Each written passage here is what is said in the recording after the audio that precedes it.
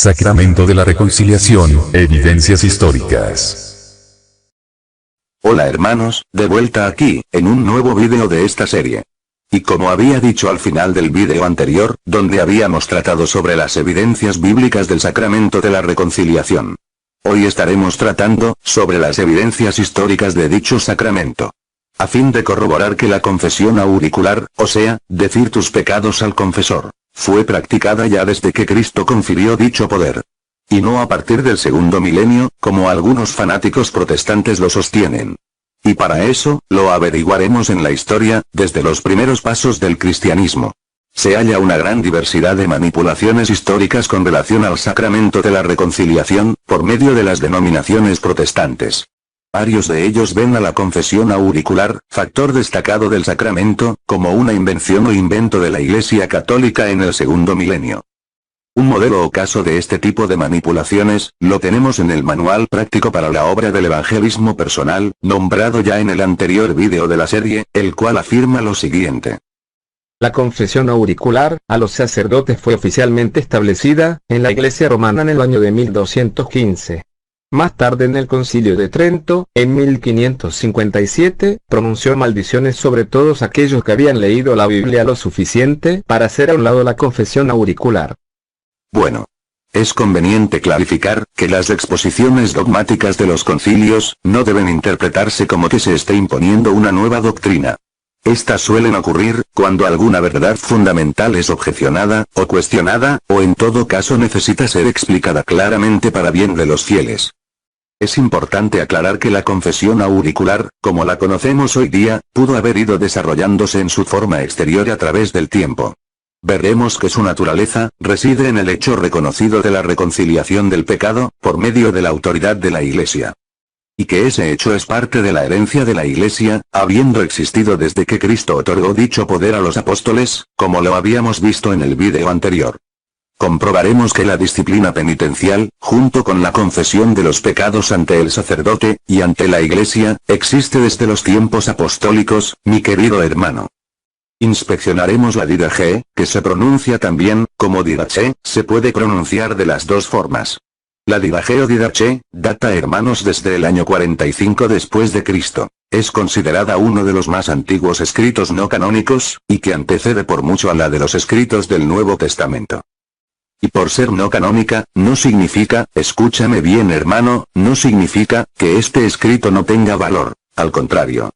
Sí tiene muchísimo valor, ya que es documento real, fidedigno, que muestra y relata el pensamiento de la Iglesia primitiva, es un excelente testimonio. Bueno, dicho documento, es particularmente insistente, en requerir la confesión de los pecados, antes de recibir la Santa Eucaristía. En la didache cuarto, 14, dice. En la reunión de los fieles, confesarás tus pecados, y no te acercarás a la oración con conciencia mala. También, en la didache 14, 1, dice.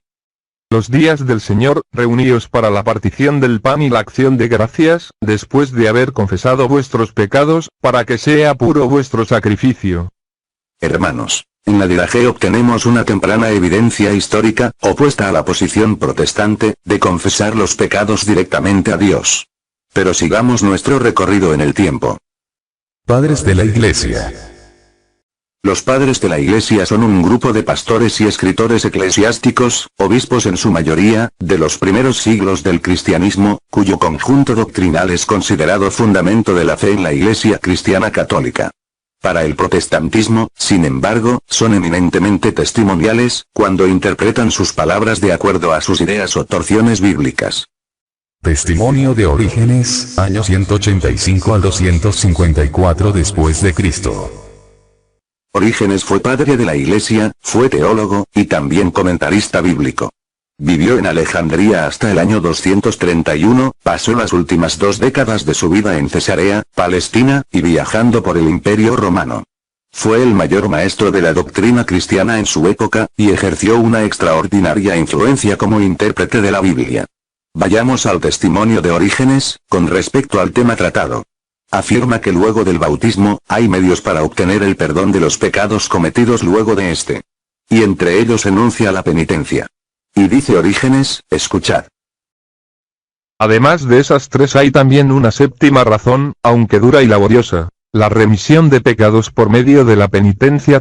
Cuando el pecador lava su almohada con lágrimas, cuando sus lágrimas son su sustento día y noche, cuando no se retiene de declarar su pecado al sacerdote del Señor ni de buscar la medicina, a la manera del que dice: ante el Señor me acusaré a mí mismo de mis iniquidades, y tú perdonarás la deslealtad de mi corazón. Con esas palabras, Orígenes corrobora una remisión de pecados, por medio de la penitencia, y la confesión ante un sacerdote. Además afirma que es el sacerdote, quien decide si los pecados deben ser confesados también en público. Al decir: observa con cuidado, a quien confiesas tus pecados. Pon a prueba al médico para saber si es débil con los débiles, y si llora con los que lloran. Si él creyera necesario que tu mal sea conocido y curado en presencia de la asamblea reunida, sigue el consejo del médico experto. Esto lo encontramos en las homilías sobre los Salmos 37, 2, 5. También reconoce que todos los pecados pueden ser perdonados, diciendo: los cristianos lloran como a muertos, a los que se han entregado a la intemperancia o han cometido cualquier otro pecado, porque se han perdido y han muerto para Dios. Pero, si dan pruebas suficientes de un sincero cambio de corazón, son admitidos de nuevo en el rebaño después de transcurrido algún tiempo, después de un intervalo mayor que cuando son admitidos por primera vez, como si hubiesen resucitado de entre los muertos. Testimonio de Tertuliano. Año 203 después de Cristo. Rigurosamente hablando, Tertuliano no es tenido en cuenta como un padre de la Iglesia, sino un apologeta y escritor eclesiástico, ya que al final de su vida, desciende en herejía abrazando el montanismo. Sin embargo fue muy leído antes de irse de la Iglesia cristiana católica. Como sea, Tertuliano es un testigo excelente, que nos informa sobre la práctica primitiva de la penitencia, confesión, o reconciliación, en la Iglesia. Cuando escribe de penitencia, aproximadamente en el año 203 después de Cristo, siendo todavía católico, habla aquí de una segunda penitencia que Dios ha colocado en el vestíbulo para abrir la puerta a los que llamen, pero solamente una vez, porque esta es ya la segunda.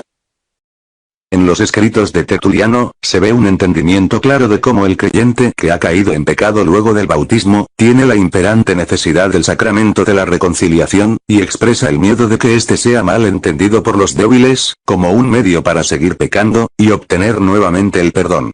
Al decir lo siguiente, escuchad: oh Jesucristo, Señor mío, concede a tus servidores la gracia de conocer y aprender de mi boca la disciplina de la penitencia, pero en tanto en cuanto les conviene y no para pecar.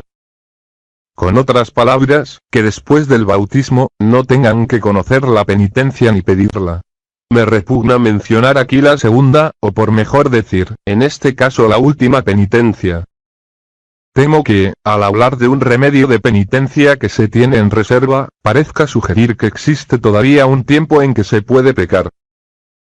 Tertuliano habla de pedir la penitencia, excluyendo totalmente la posibilidad protestante de limitarse a una confesión directa con Dios, para la remisión de los pecados. Tertuliano detalladamente cuando afirma que para alcanzar el perdón el penitente debe someterse a la confesión pública, y adicionalmente cumplir los actos de mortificación. La testificación de Tertuliano muestra también que la penitencia concluía así como hoy en día una absolución oficial, después de haber confesado el pecado, al decir lo siguiente: rehuyen este deber como una revelación pública de sus personas, o que lo difieren de un día para otro. ¿Es acaso mejor ser condenado en secreto, que perdonado en público? En el capítulo 12, habla de la eterna condenación, que sufren quienes no quisieron usar esta segunda. Luego de haber visto al Tertuliano católico, después, ya en su período montanista, niega a la Iglesia el poder de perdonar los pecados graves, como el adulterio y la fornicación, afirmando que dicho perdón lo obtuvo solo Pedro, y negando que éste lo transmitiera a la Iglesia. Las fundamentaciones de esta negativa no son las fundamentaciones de los protestantes hoy día, sino más bien, el carácter riguroso de la doctrina montanista que afirmaba que dichos pecados eran imperdonables. Es así como se retracta de lo testificado por él mismo, escribiendo de Pudicitia, cuando se enfrenta a un obispo, al que llama Pontifex Maximus, y Episcopus Episcopurum, muy posiblemente el Papa Calixto, en virtud a un edicto escrito por el obispo que dice: Perdono los pecados de adulterio y fornicación, a aquellos que han cumplido penitencia. Confirmando así el poder de la Iglesia de perdonar pecados, aun si se tratara de adulterio y fornicación. Este edicto es otra evidencia de la posición oficial de la Iglesia, que tiene conciencia del poder recibido de Cristo, para otorgar el perdón de los pecados. Testificación de San Cipriano, año 258 después de Cristo. San Cipriano nació el año 200, posiblemente en Cartago, de familia rica y culta. Se dedicó en su juventud a la retórica. El enfado que sentía ante la inmoralidad del entorno pagano, contrastado con la pureza de costumbres de los cristianos, le indujo a abrazar el cristianismo hacia el 246 después de Cristo y poco después, en 248 después de Cristo, fue elegido como obispo de Cartago. San Cipriano nos muestra claramente el entendimiento de la Iglesia y el haber recibido de parte de Cristo, la autoridad para perdonar los pecados. Combatiendo así contra la herejía de Novaciano, quien negaba el perdón a quienes hubieran renegado de la fe. Por lo que, en su registro textual, llamado De opere et eleemosinis, dice que los que han pecado luego de haber sido bautizados, pueden obtener el perdón, sin importar qué pecado hayan cometido. También nos deja un testimonio claro, de que debemos confesar nuestros pecados, mientras haya tiempo, y mientras pueda ser recibida de la Iglesia. Esto lo encontramos en Delapsi 28. Epistolae 16, 2. Diciendo: Os exhorto, hermanos carísimos, a que cada uno confiese su pecado, mientras el que ha pecado vive todavía en este mundo. O sea, mientras su confesión puede ser aceptada, mientras la satisfacción y el perdón otorgado por los sacerdotes son aún agradables a Dios. Por lo que una vez más, vemos en la historia, cómo la Iglesia cristiana católica, tiene la autoridad, de perdonar los pecados del penitente, luego de la confesión al sacerdote. Testificación de San Hipólito Mártir, año 235 después de Cristo. No conocemos el lugar y fecha de su nacimiento, pero sabemos que fue discípulo de San Ireneo de León. Hipólito es un excelente testimonio, de que la Iglesia estaba consciente de su propia autoridad de perdonar los pecados, ya que aun siendo muy exigente, nunca negó la facultad de la Iglesia para la absolución. Y la evidencia la encontramos, en la tradición apostólica, donde nos deja un testimonio indiscutible cuando ora para la consagración de un obispo. Escuchemos. Padre, que conoces los corazones, concede a este tu siervo que has elegido para el episcopado, que en virtud del espíritu del sacerdocio soberano tenga el poder de perdonar los pecados. Según tu mandamiento, que distribuye a las partes según tu precepto, y que desate toda atadura, según la autoridad que diste a los apóstoles. Otra evidencia histórica, lo tenemos en las constituciones apostólicas del siglo IV. Donde al igual que en la tradición apostólica de San Hipólito, las constituciones apostólicas escritas en Siria el siglo IV incluyen una oración similar en la ordenación del obispo. Esto lo encontramos en Constituzione Apostolica VIII, 5 pi. 1. 1073. Diciendo: Otórgale, oh Señor Todopoderoso, a través de Cristo, la participación en tu Santo Espíritu, para que tenga el poder para perdonar pecados de acuerdo a tu precepto y tu orden, y soltar toda atadura, cualquiera sea, de acuerdo al poder el cual has otorgado a los apóstoles. Testificación de San Basilio, el Grande. Año 330 al 379 después de Cristo. Obispo de Cesarea, y preeminente clérigo del siglo IV. Es santo de la Iglesia ortodoxa y contado entre los padres de la Iglesia. San Basilio ordena que el monje tiene que descubrir su corazón y confesar todas sus ofensas, aun sus pensamientos más íntimos, a su superior o a otros hombres probos que gozan de la confianza de los hermanos. En este caso, el puesto del superior puede ocuparlo alguno que haya sido elegido como representante suyo. No hay la menor indicación de que el superior o su sustituto tengan que ser sacerdotes. Se puede decir, pues, que Basilio inauguró lo que se conoce bajo el nombre de confesión monástica, pero no así la confesión auricular, que constituye una parte esencial del sacramento de la penitencia. Testificación de San Ambrosio de Milán. Año 340 al 396 después de Cristo.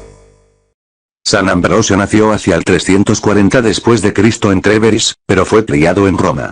Fue elegido como obispo de Milán en el 374 después de Cristo. En el 387 después de Cristo, bautizó a San Agustín de Hipona. Y murió en Milán el 396 después de Cristo.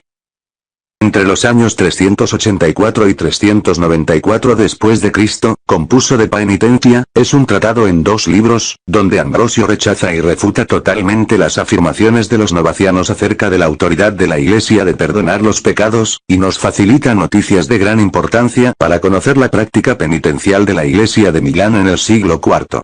Y dijo: profesan mostrando reverencia al Señor reservando solo a Él el poder de perdonar pecados.